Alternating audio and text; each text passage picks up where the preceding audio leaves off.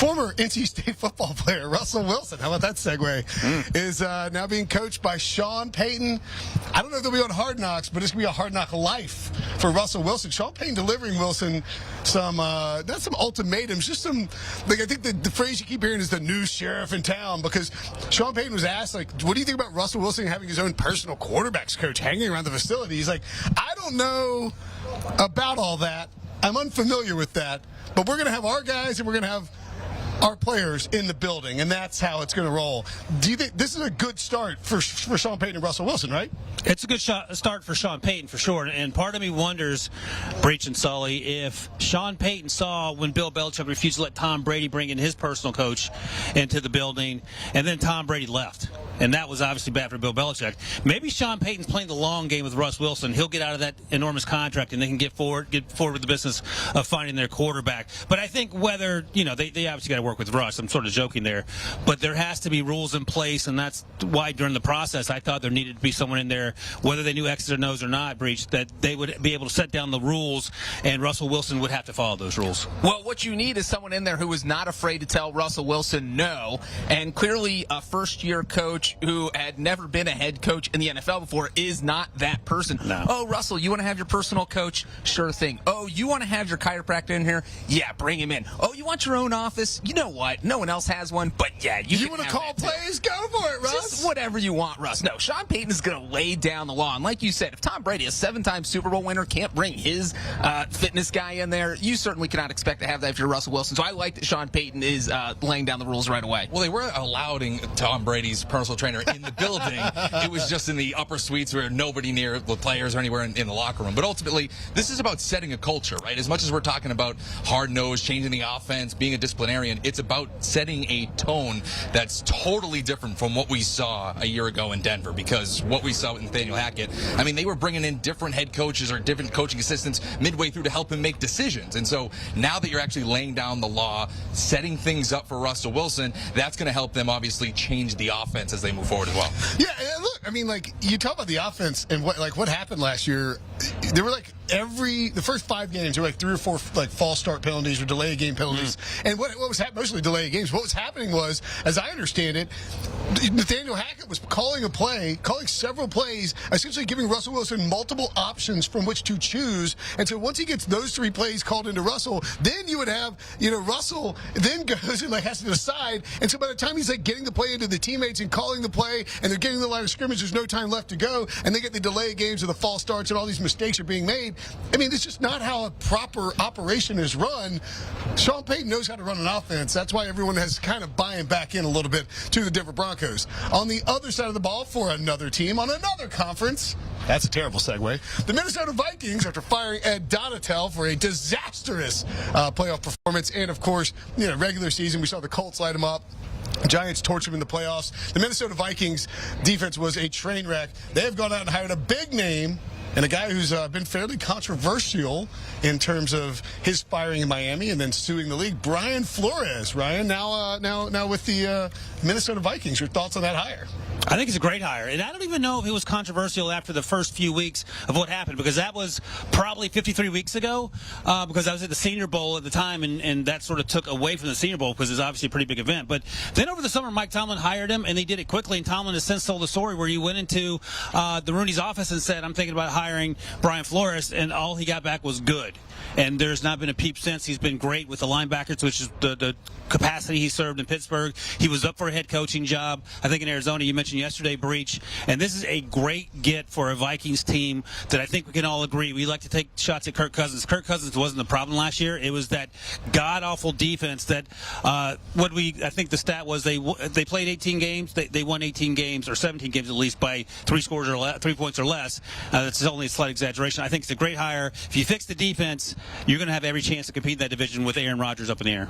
Yeah, I think if there's one loser here, it's Arizona Cardinals, because Brian Flores is no longer in the running for your head coaching job. But for the Vikings, this does feel like a fantastic hire, because you look at what he's done over the past few years, whether it was running the defense in New England, whether it was his first couple years with the Dolphins, where he was a successful coach and he started to turn that team around before things got bad and they got rid rid of him. But I feel like the Vikings' job is win-win situation for him because, as you mentioned, Ryan, this defense was so bad last year. I don't think they can be any worse. So what's going to happen is they're going to improve at least a little bit. That's going to make Flores look good. And then if they improve a lot, then they're a Super Bowl contender. And if they're in this game next year, then Brian Flores is a genius, and he's going to be head coach in 2024. Well, it was 100% reason why we all thought they were fool's gold, right? I mean, it was nothing like Ryan was saying. It was nothing about the offense. It was all the defense. They had 12 wins. They had the worst point differential in DVOA of any 12-win team or better. It was embarrassing, and that's why I pegged them. I knew the Giants were going to beat them in that game. I mean, there was no faith going into Minnesota, and it was only because of that defense. And following Flores, for my time in New England, he is a tone setter on that side of the ball. He is somebody who will come in and command a room. He's obviously a head coach for a reason in the NFL with Miami, but that was never the issue with Miami as well. It was all because he didn't like Tua. He can coach defense, and that is what's going to help them next year in the NFC North. Yeah, no doubt about it. The San Francisco 49ers also hired a defensive coordinator, former Panthers interim head coach. And I mean, definitely some ties here with Steve Wilks and Brian Flores. Both were involved in that lawsuit. The 49ers brought on Wilks as their defensive coordinator. Our pal Adam, friend of the podcast, Adam Beasley, actually reported for Pro Football Network that there were several Panthers players who were unhappy with the idea that Steve Wilks wasn't retained as head coach and that Frank Reich was brought in. Ultimately, we can quibble about that, but this is a pretty good pull by the 49ers after losing another defensive coordinator to a head coaching position to D'Amico Ryans, who went to Houston. Yeah, no, we'll find out in a few nights when Breech is covering this for, I think, Sullivan as well, Tyler Sullivan as well, the NFL honors. Who is going to be coach of the year? My vote is Brian Dable. No one cares. But if you told me that Steve Wilks won it after going 6-6 when Matt Rule in his baggy khaki pants got fired, I would be like, okay. Whoa. They're not baggy. They're wrinkled. They're wrinkled. There's a big difference. And that's per owner David Tepper. That's not me calling out Matt Rule. Sweaty and dresses like bleep. Yeah, that's billionaire money talking is what that is. Yeah. But I think the takeaway for me is Steve Wilks, you can make the case, and Brinson mentioned it earlier, but Brian Burns came out and said, I would love for Steve Wilks to be here. Now, Frank Reich is not a bad hire. In fact, it's a great hire, especially if you're trying to get that offense going.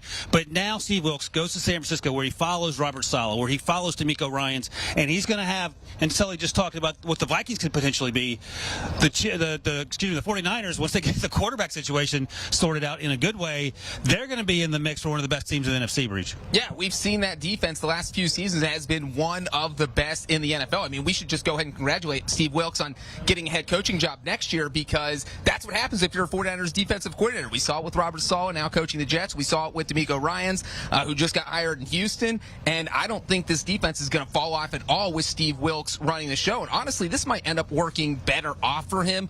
It would have been great to have the Carolina job, but you go to San Francisco. This team is going to be a Super Bowl contender next year. The defense looks good. And then, boom, maybe you're in a better situation as a head coaching candidate next year. Yeah, I mean, I think it's a slam dunk. Not to toot my own horn here, but when we were doing the D'Amico Ryans emergency podcast, you did do this. You did say this. I did say that. I knew somebody had said it. I couldn't remember who it was. I did say that Steve Wilks would be the ideal candidate for San Francisco, and look what happened. And ultimately, this is setting yourself up to have an impeccable resume to get yourself a head coaching job. Obviously, he already has that with what he was able to do with Carolina. He was certainly worthy of it going into this hiring cycle. But now you pair yourself with Nick Bosa. Now you pair yourself with the top defense in the NFL.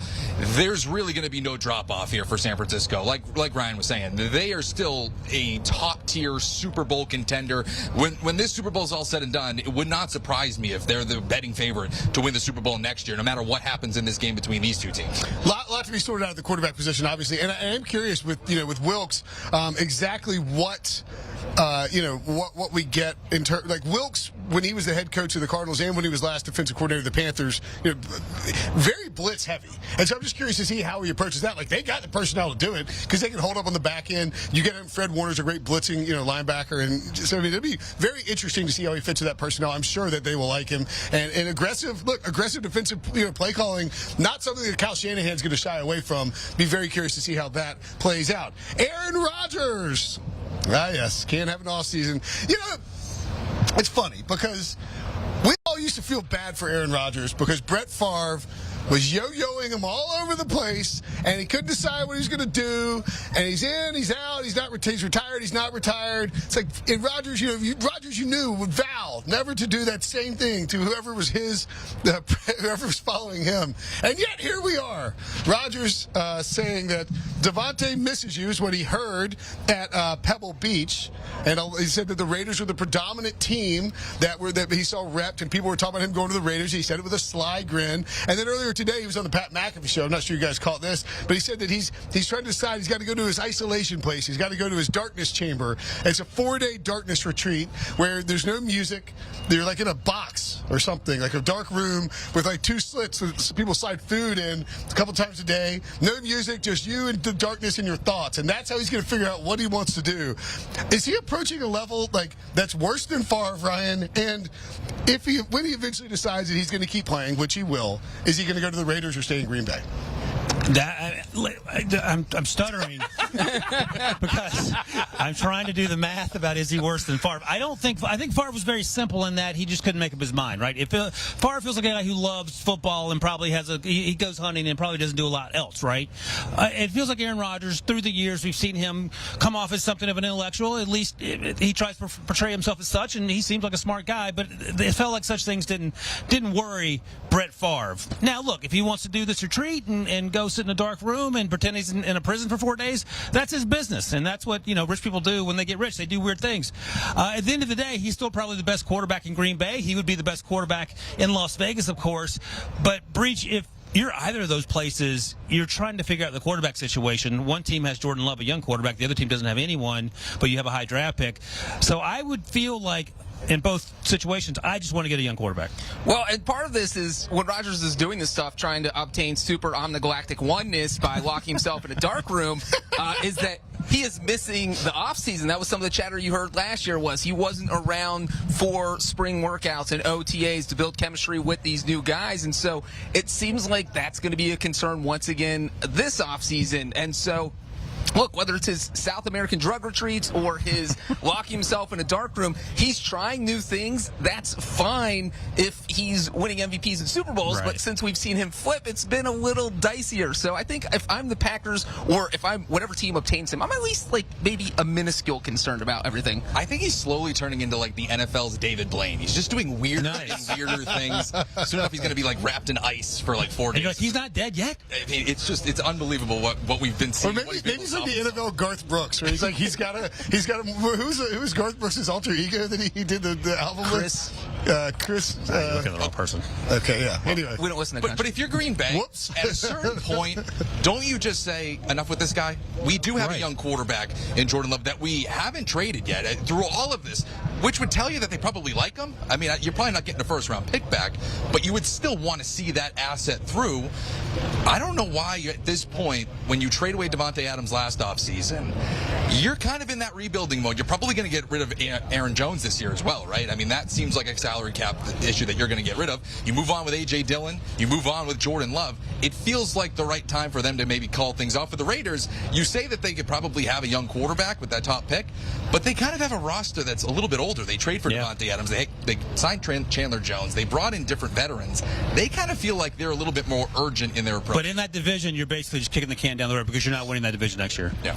Yeah, I mean, look, I don't know, man. Rodgers, look, I want Rodgers in Las Vegas. I may have even said Oakland earlier. I've said Oakland several times this week. I want him in Las Vegas. You think about that combo of like Rodgers, Mahomes, Justin Herbert, and Russell Wilson, like now with Sean Payton. I mean, that might actually deliver on all the promises that we were given this past offseason next year. Okay, I didn't sign off on this topic, but here we are.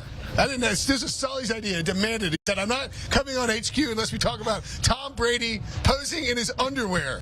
The thing that happened, I assume we're now going to show it on TV, or do I just have to describe what happened when it came to Tom Brady? Oh, thank you. Oh, there we go. There it is. Did I do it right? Tom Brady said, I don't know, like 6 months ago, that if he got 40,000 likes on a tweet, he would recreate a picture of somebody in his underwear holding himself and taking a selfie.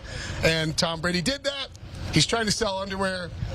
I mean, Sully, Brian, I know that this is your favorite. This is my wheelhouse, it turns out. Yeah. What do you think about Tom Brady here? It's, again, at one point he was from a Northern California kid. He went to school at Michigan, and he was like every one of us when we went to college, except for probably Brinson.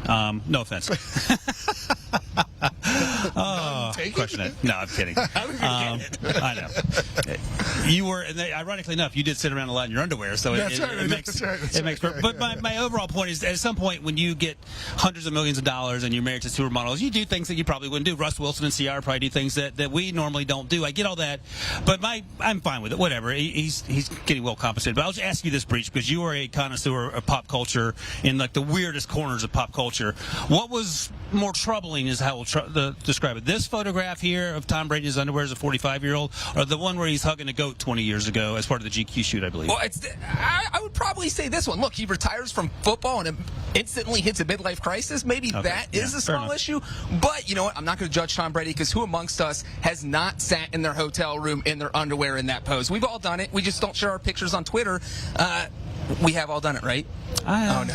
Sure. I mean, I've sat around a hotel. I'm telling on myself. Not in the pose. So we start talking. I told it on myself. I was waiting to say this. If I do, 40,000 likes, do I do that now? Can I? You can do that. Yeah. I feel like I need to follow in my quarterback's footsteps. Except your underwear has to be made of a cactus to I'll celebrate just buy the all fact the Brady that brand. we're I in mean, at that Kansas. point, I mean, it's perfect. I've already bought 10 pairs. All right. Whoever put this on the rundown, they just probably got fired. Somebody's like, who put that on the rundown? Yikes.